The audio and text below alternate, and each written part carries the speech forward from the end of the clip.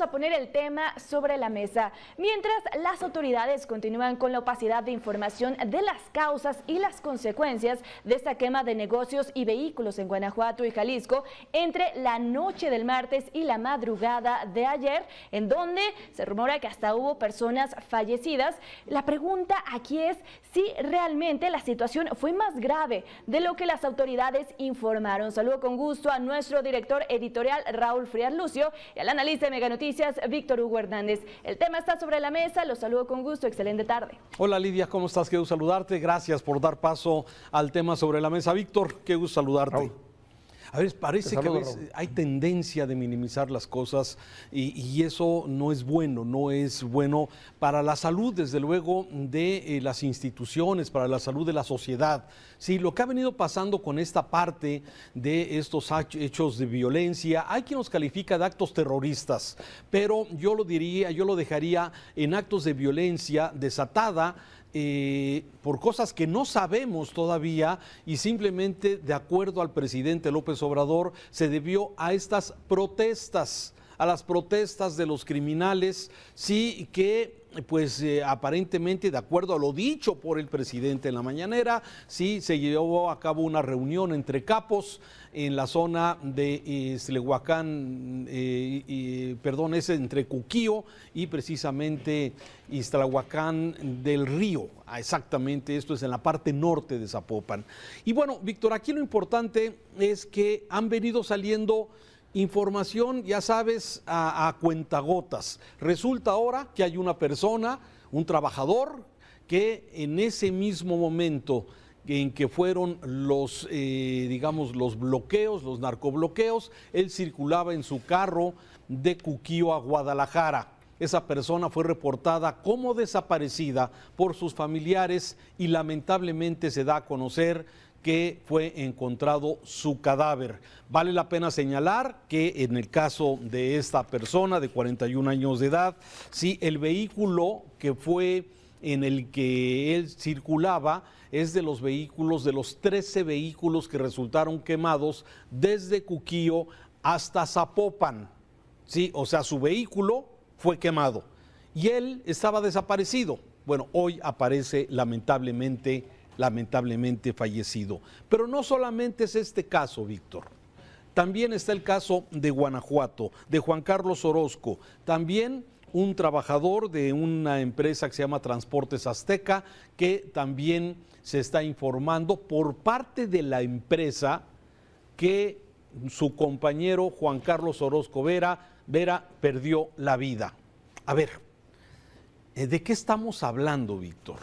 Un mutis por parte del gobierno federal respecto a este tema, en donde no hay más información más que lo que hemos dado a conocer aquí en Meganoticias, de supuestamente 16 detenidos, 11 en Guanajuato, 5 en Jalisco, un supuesto delincuente abatido, de acuerdo a lo que dijo el gobernador Alfaro, pero el gobierno federal, bueno, ayer le dedicaron 2 minutos al tema, después de que todo el presidente habla todos los días más de 2 horas, sí, y hoy también una referencia mínima del subsecretario Mejía, sí, señalando que había 16 detenidos.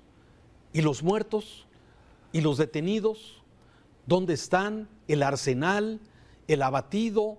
¿Hubo detención o no hubo detención de capo? O sea, hoy 48 horas después, el gobierno federal no ha informado nada. Y los gobiernos de los estados, Víctor, tú lo sabes, pues dan a cuentagotas porque pues ellos, pues lo que les dan, pues es lo que nos dan a los medios de comunicación y a la sociedad. Entonces, estamos ante una situación, me parece, delicada y conforme pasan las horas, siguen saliendo estos nuevos elementos en este hecho.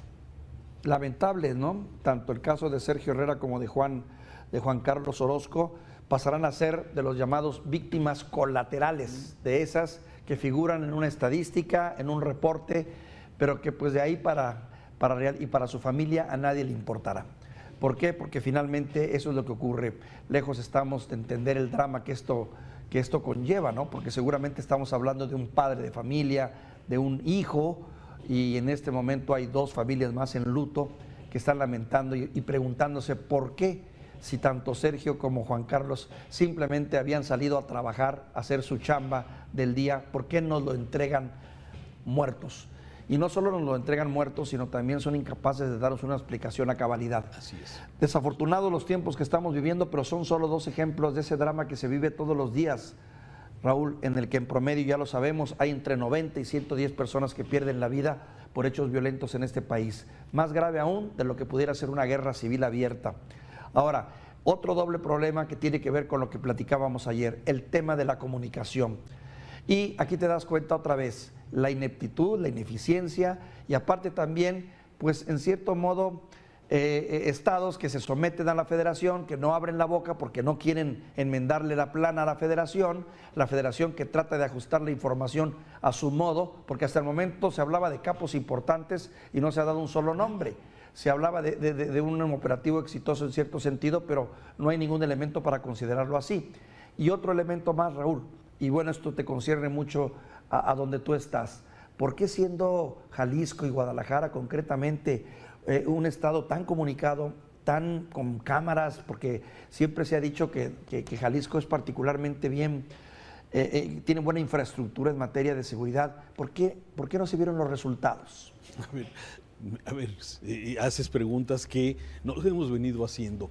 Supuestamente en Jalisco se ha invertido más de 1,000 millones de pesos en videocámaras de seguridad, ¿sí? En el famoso C5, que supuestamente nos han dicho, sí, que identifica rostros, que sigue vehículos con placas marcadas, con vehículos que tienen reporte de robo, que tiene inteligencia artificial, que es de mucha utilidad para localizar autos robados y dar seguimiento de autos que van huyendo de esto. Aquí llama la atención esto que tú bien comentas.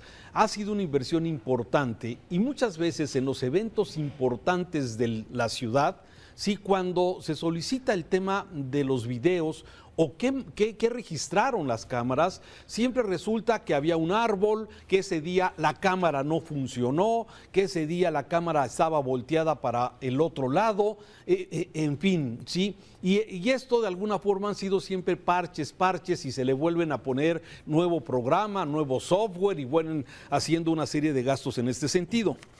Pero aquí lo que llama la atención es que no hay ese seguimiento de los vehículos que provocaron o los autos en el que iban los delincuentes, que quedaron grabados en muchos videos de negocios, de personas, cómo fueron. C5 tendría supuestamente la capacidad de ir siguiendo por dónde se fueron y dónde acabaron. Aparentemente lo hicieron, pero de repente acabó que ni un solo detenido hay en Jalisco posterior a los hechos ocurridos en Cuquío. Entonces, sí, son preguntas que nos hacemos todos y que no hay una respuesta contundente. Y sí, los gobernadores, tanto Diego Sinue como Enrique Alfaro, tanto en Guanajuato como en Jalisco, han tratado ese mismo día, ayer, de dar información oportuna. Pero a estas alturas te sigo preguntando, ¿a quién detuvieron? ¿Fue exitoso el operativo o no fue exitoso? ¿Negociaron algo o no negociaron algo? ¿Sí? ¿Dónde están y cuál fue la ruta que siguieron? Habían presumido que era un saldo blanco y resulta que hoy están saliendo que están estas 2 personas que tú ya estás mencionando que lamentablemente por alguna razón estaban involucrados en este tema de estos hechos violentos. ¿Y quién tiene que informar? ¿La empresa? ¿Le corresponde a la empresa Azteca informar que Juan Carlos perdió la vida en los lamentables hechos que ya estamos mencionando? ¿Le corresponde a la familia decir que Sergio Herrera Cruz, sí, cuando su vehículo en el que se circulaba fue quemado por los delincuentes, sí, y pues simplemente apareció muerto? O sea, me parece que, y sobre todo esa expresión del primer mandatario, Víctor, me parece que es un tema que es grave. El tema, las protestas del crimen organizado, seguimos dándole un trato preferencial, seguimos viendo que los criminales, pues habrá que acusarlos con su abuelita, Sí, ese es exactamente el trato que indigna y que molesta, y que simplemente el gobierno federal guarda un silencio lastimoso, Víctor. 2 personas, Raúl, que estaban en el lugar equivocado, en el momento incorrecto, o en el momento incorrecto del lugar equivocado, como lo quieras tú ver, y que son ahora víctimas unas víctimas más que pasarán a la estadística. Y abona también a esto que tú señalas, que ya se ha vuelto costumbre, pero que ya hemos ido aprendiendo a fuerza de golpes, que la llamada secrecía, el llamado silencio, la reserva en la información, que luego se argumenta, se guarda para efectos de no entorpecer las investigaciones, no es más que pura faramalla. Es nada más para ocultar que no se sabe qué está pasando ni cómo le van a hacer. Y ya sabemos que cuando te dicen, cuando ya no hay información, es porque están empezando a preparar el boletín, el discurso, la narrativa adecuada que se adapte a las circunstancias y al momento donde casi siempre, sin excepción, no hay ningún responsable. No hay ningún responsable, y esperando la que sigue, Víctor, porque eso es lo que lamentablemente es lo que viene, esperando lo que sigue. En fin, Víctor, gracias. Qué tiempos. Raúl, te mando un saludo.